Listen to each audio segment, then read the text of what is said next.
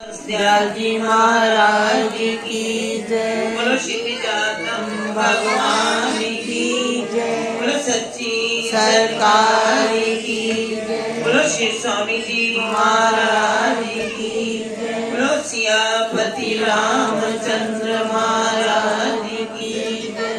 धन्यवाद। बैठो। अभी आप सत्संग सुनो। 7 बजे से ज्ञान सत्संग का कार्यक्रम शुरू हो चुका था। हमारे गुरुदेव भगवान जी की अनन्य सेविका जिन्हें हम शुरू से ही प्यार से जीजी हैं, पुष्पा बहन जी, इनको बड़े प्यार से, और इनको आप देखो जैसे हमारे श्याम प्यारी बहन जी, रमेश पूनम जी, जिस तरह उनको किताब खोलने की जरूरत नहीं, इसी तरह इनको भी देखो परमात्मा की तरफ से जो अंदर की आंखें खुली हुई हैं, किसी पुस्तक की जरूरत नहीं। हजूर महाराज जी के भजन या वैसे को भजन इतने याद हैं, आप इनको 1 घंटा या 2 घंटे में दे दो तो ये इनकी वाणी लगातार भजन बोलती चली जाएगी, क्योंकि हमने देखा है हमारे सामने इन्होंने इतने भजन बोले हैं, मैं वर्णन नहीं कर सकता, क्योंकि मुझे याद है मैं वैसे भी कहती हूँ कि ये जो आश्रम है ये हमारा ट्रेनिंग सेंटर है, ये हमारा ट्रेनिंग सेंटर है, क्योंकि हजूर महाराज जी ने यहाँ जो सामने स्वरूप पड़ा है परली तरफ मंदिर के, हमारे माता कमला जी हैं, इनका प्यार हजूर महाराज जी के, इनकी गाथा जो है मैंने पिछले 2 सालों में आपको बताई, तो इनका प्यार जो हजूर महाराज जी के चरणों में था, कहते ना एक झलक से मैं दिल लुटा बैठी। इन्होंने एक झलक महाराज जी की देखी और एक झलक में महाराज जी ने एक मेहर भरी नजर डाली तो इनके सारे कष्ट दूर कर दिए और इन्होंने अपना घर बार सब कुछ गुरु महाराज जी के नाम पर न्यौछावर कर दिया। और ये आश्रम, इसका रूप पहले क्या था और आज का इसका स्वरूप बड़ा सुंदर ही बन गया। और यहाँ पर गंगा स्वामी जी ने भी 25 साल बहाई, यहाँ पर लगातार रामनवमी के सत्संग चलते रहे और आज वो लगातार उसी तरह ही चल रहे हैं। और पहला सत्संग यहाँ से ही शुरुआत होती है और संख्या ठीक है, पहले बस आती थी, अभी जैसा पहले सुन रहे थे ना रास्ते में बड़ा जाम, तो अब यहाँ पे बस लाकर खड़ी कर दो ना तो आगे कहीं ना इधर से कुछ रास्ता कटेगा ना उधर से, जाम ही जाम अनंत पर्वत की सड़कों पर लग जाएगा। हम कभी जातम सत्संग सम्मेलन में आते हैं ना अनंत पर्वत में, तो गाड़ी निकालने का हमें रास्ता ही नहीं मिलता, और अब आने में भी हमने पता क्या है, परली तरफ से घूम के इधर से आए हैं तो गाड़ी वापस मोड़नी भी बड़ी मुश्किल है, तो बस कहाँ से आएगी, तो बस का आना बड़ा मुश्किल है। लेकिन जिन्होंने पहुंचना है वो सारे रास्ते काट कर अपनी मंजिल पर पहुंच ही जाते हैं। तो गुरु महाराज जी की अभी आप बात सुन रहे थे दादा गुरुदेव जी की, कि जो महापुरुष कहते हैं उनकी आज्ञा में बड़ा ही अगाध भेद होता है, उसको हम नहीं समझ सकते। क्योंकि मुझे याद आ गई श्री नंगली निवासी भगवान के जीवन की बड़ी सुंदर, जो नंगली साहब के भक्तों से, पुराने बुजुर्गों से जो वहां पर रहते थे, उनसे हमने सुनी, आपको कई बार सुनाई भी कि एक बार श्री गुरु महाराज जी नंगली साहब में विराजमान थे तो कुछ भक्त उधर पाकिस्तान से आए और वो कहते, पहले गुरु महाराज जी ने कहा था जिन्होंने मेरे दर्शन करने हो, ये 1936 से पहले की बात है। तो नंगली साहब में जब वो भक्त आए परिवार सहित, तो कहने लगे पहले गुरु महाराज जी के, पहले गुरु का दर्शन फिर तीर्थों के दर्शन। तो उन्होंने श्री गुरु महाराज से कहा महाराज जी आपके दर्शन करने आए हैं, दर्शन कर लिए। गुरु महाराज ने कहा लंगर प्रसाद कहते हमने वो भी कर लिया, कहते महाराज जी आज्ञा चाहेंगे, आज्ञा की बात हो रही थी ना, तो महाराज जी आज्ञा दीजिए, हम घर से सलाह बनाकर आए थे कि हम वैष्णो देवी दर्शन करने जाए। तो श्री गुरु महाराज जी अपनी मौज में आ गए, उन्होंने कहा कि अगर मैं माँ वैष्णो के तुम्हें यहाँ दर्शन करा दूं, तो बाबा जी समझ नहीं पाए, कहते संतों की बात जल्दी समझ आती नहीं, वो कुछ कहते हैं और हम समझते कुछ, हम अपने मन की बात कहते हैं। तो उन्होंने कहा नहीं महाराज जी सबने सलाह बनाई है, अब आपके दर्शन कर लिए, अब वैष्णो देवी जाना है।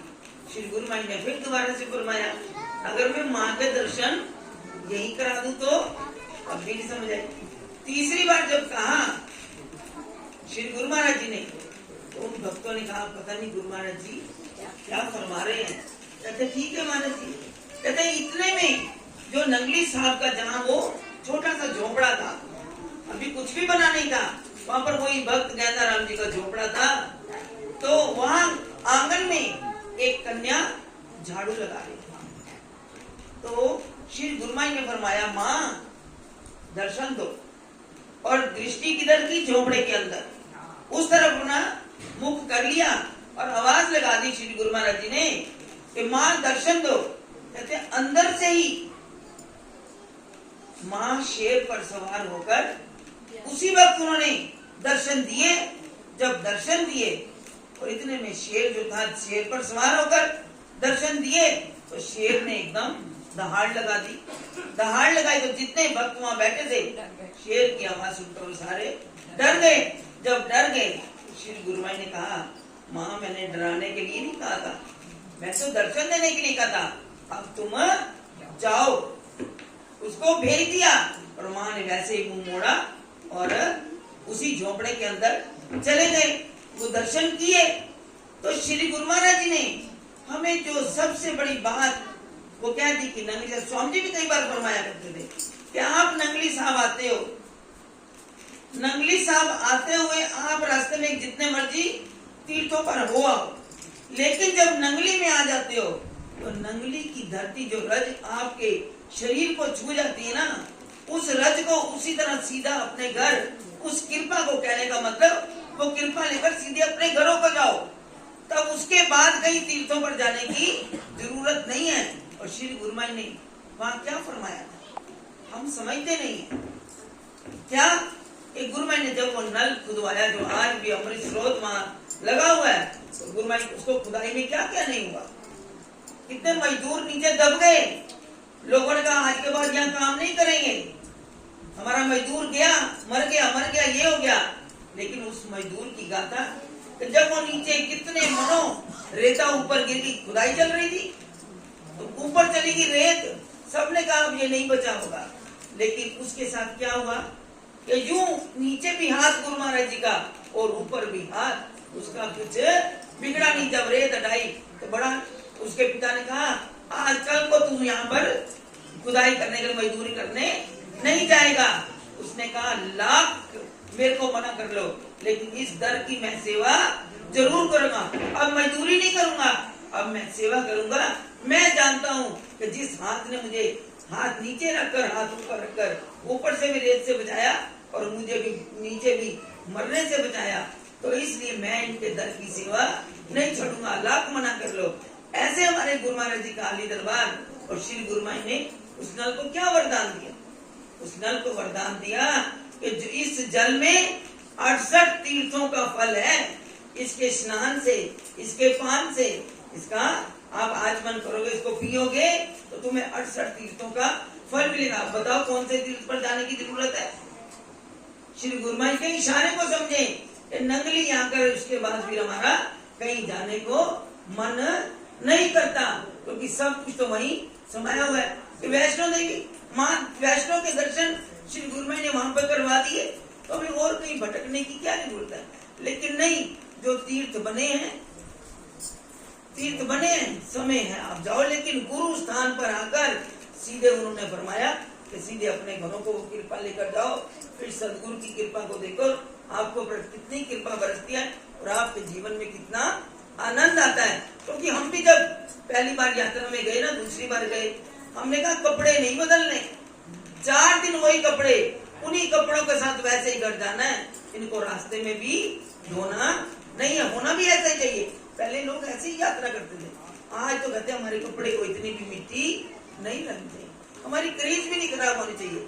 अब भक्ति में बड़ा अंतर आ गया है, आते तो हैं लेकिन भक्ति में बड़ा अंतर है, तो फिर उसके फल में भी तो अंतर होगा ही ना। हमारे मन की वृत्तियां बदलेगी तो उसके लिए क्या होगा, है बड़ा मन को लगाना बड़ा कठिन। ये मन गुरु चरणों में लग जाए, भजन करना बड़ा मुश्किल काम है। मैं दादा गुरुदेव जी के इरशाद पर आती हूँ, क्योंकि जिनका जन्म, उन्हीं की तो घोड़ियां गाई जाएंगी। तो उनकी घोड़ियां कौन सी हैं? तो उनके उपदेश, जो उन्होंने हमें उपदेश दिया है उनके ऊपर हमने मनन करना, मनन करने के बाद चलना है। तो उन्होंने कहा एक बार क्या हुआ, दादा गुरुदेव जी का इरशाद है, उन्होंने कहा कि उनके पास कोई प्रश्न पूछने आता तो वो दूसरे ढंग से जवाब देते। तो उन्होंने उस दिन फरमाया कि भाई एक साधु जिसके आश्रम में चिनाई का काम चल रहा है, कमरे वगैरह बन रहे थे, तो कहा था संतों के डेरे पे क्या होता है, ईट खड़क के दुक्कड़ बज्जे पकड़ा रवे चूल्हा, आन फकीर खाका जावन राजी रवे बुल्ला। आश्रमों में डेरों में क्या होता है, लंगर पकते रहते हैं, चूल्हा भगता रहता है। कहते ना गुरुद्वार पे कोई आए कोई भूखा नहीं जाएगा, तो रोटी बनती रहती है 24 घंटे, जो जाएगा वो निराश नहीं आएगा। ईट खड़क के वहाँ ईटें उसारी चलती रहती है, आगे के आगे काम बढ़ते रहते हैं। कई कई स्थान तो ऐसे हैं जहाँ शुरू से लेकर अब तक उसारी के काम चल रहे हैं, खत्म ही नहीं होंगे, ऐसे वरदान मिले हुए हैं कई स्थानों को। तो उस वक्त था उस आश्रम में संतों के डेरे में काम चल रहा था, कई मजदूर लगे हुए थे काम करने में। तो इतने में एक ब्राह्मण जो थोड़ा तंग था, उसने कहा चलो मजदूरी कर लेता हूँ। तो उसने कहा आश्रम में मजदूर लगे हुए हैं, मैं भी वहां जाकर अपने पेट की खातिर, बाल बच्चों की खातिर मैं भी वहां पे मजदूरी कर लेता हूँ। जब वो वहां पर गए, अब जो साधु जी थे वो पहचान गए ये ब्राह्मण है, ब्राह्मण से मैं आश्रम की ईंटें ढवाऊंगा नहीं। उन्होंने कहा तुम्हें तुम्हारा खर्च मिल जाएगा बाबा जी, आपका जो काम है ना ये माला लो और बैठ के आप भजन करो, भजन करो, आपको मजदूरी जिसके लिए आप आए हो वो मिल जाएगी। जब ये बात संत जी ने कही तो उसने कहा और क्या चाहिए, हींग लगे ना फटकड़ी, सारा दिन ईंटें ढोनी थी, तगारे ढोने थे, कुछ नहीं करना पड़ेगा और आराम से रात को शाम को मजदूरी मिल जाएगी। बैठ गए, पर उन्होंने कहा तुम भजन में मन लगाना, सब अपना काम कर रहे हैं मजदूरी, तुम किसी की ओर मत देखना। मैंने कहा ठीक है जी। 1 घंटा बीता, दूसरा घंटा बीता, तीसरे घंटे में क्या हुआ, जो माला हाथ में थी ना नजर पड़ गई, आंख खुली, देखा एक मजदूर बड़े आराम से, जो काम का समय था उसमें आराम से बैठ के सुस्ताने लगा। तो वो दूर बैठे देख कर कहने लगा, ओए तू मजदूरी कर रहा है या क्या बैठ के सुस्ता रहा है। अब वो जो जिन्होंने उसको मजदूरी, उनके संत ने कहा कि आपको मैंने कहा था आंखें बंद करके माला लो भजन करो, तुम्हें क्या, तुमने उससे क्या लेना, वो अपनी मजदूरी कर रहा है, उसकी ओर मत देखो। थोड़ी देर पड़ी तो दूसरे को टोक दिया। जब तीसरी बार उन संतों ने कहा भैया तुम अपना काम करो, भजन करने में बड़ा कुछ मिलेगा, तुम्हें मजदूरी भी मिलेगी और परमात्मा की कृपा भी मिलेगी। थोड़ी देर हुई, जब 2-3 बार संत जी ने उसको टोक दिया, भाई माला ले और भजन कर, तुम इनको तरफ मत देखो। तो उस वक्त पता उस ब्राह्मण ने क्या किया, ये संत जी पढ़ी आपकी माला, इससे अच्छा तो मैं मजदूरी कर लूंगा, भजन करना बड़ा मुश्किल है। तो सदगुरु की कृपा के बिना भजन नहीं हो सकता। हमने अपने मन को किसमें, सेवा में भी लगाना है। वो मजदूरी नहीं कि सेवा जो है सबसे बड़ी मजदूरी है। भजन करते हुए जो हमें हजूर महाराज जी ने जब हमें नाम उपदेश दिया तो उन्होंने ये कहा था कि 24 घंटे श्वास श्वास सिमरो गोविंद, मन अंतर की उतरे जी। तुम्हारा एक भी श्वास खाली नहीं जाना चाहिए। लोगों ने कहा 24 घंटे हम कैसे जाएंगे, महाराज जी ने तो बड़ा सुंदर कहा, अरे कपड़े धोते हो ना, पहले क्या करते थे, मशीनों में नहीं धुलते थे, तो महाराज जी समझाते थे कि सोटे चलाती हो ना घर में, तो सोटा जब ऊपर गया तो क्या बोलना है, जो तुम्हें शब्द मिला। ऊपर जाने के वक्त जो कहा कि तुमने इस अक्षर का जाप करना है, ऊपर गया तो उस शब्द का जाप करो, जब नीचे मारा तो शब्द का जाप करो। तो इससे क्या होगा, 24 घंटे भोजन बनाओ, तब अपना भजन करो, उसके अंदर भी वो भजन का प्रताप जो रस है वो आ जाएगा। तो सदगुरुदेव तो हमारे लिए बड़े ही आसान, क्यों, गुरु महाराज जी की भक्ति को सहज मार्ग बताया, सहज में ही हमारा बेड़ा पार कर देते हैं। तो हमारे गुरुदेव भगवान ने ये बड़े सहज और सुंदर दिन बनाए कि जितने भी दिन हमें ये प्रभात फेरियां और रात्रि के सत्संगों के दिए, जैसा अभी रवि जी ने कहा कि हम जो है सत्संग से ही तुम्हारा जीवन संवरेगा, वो नाम का रंग आपके ऊपर चलेगा। इसलिए हम नाम का रंग पाने के लिए हम कहते तो हैं, हमें नाम वाला रंग चढ़ा दे, बिकाना मुझे अपना दीवाना बना दे, तेरा पेड़ा मूल्य, उसका तो मोल जरा भी नहीं लगता। वो दिल चाहे तो सब मोल किसका लगता है? हमारा। हम कहते हैं सब तेरी माला फेरी गिन के करते हैं। और मुट्ठा पर दे ही जाए तू मुझे गिनती ना कर। वो तू मुझे गिना गिना ही सब कुछ दे दे, पर तेरी माला मैं गिन के करूंगा, ये काम नहीं होना चाहिए। तो हमें हजूर महाराज जी ने कहा तो 15 दिन, अगर आप ये जो 10 दिन 8 दिन हमें प्रभात फेरियों को मिलेंगे और 3 दिन सम्मेलन के मिलेंगे, हम महापुरुषों के वचन सुने, तो हमें हजूर महाराज जी ने, क्योंकि हमें भी अब इतने काम, इतने पसारे का ना, सारा पसारा है हारा वाले का, तो उसमें दाने बहुत जगह फलेर दिए, हमें जगह जगह जाना पड़ता है। तो इसलिए उन्होंने हमें जाना भेजा साल के बाद यहाँ भी।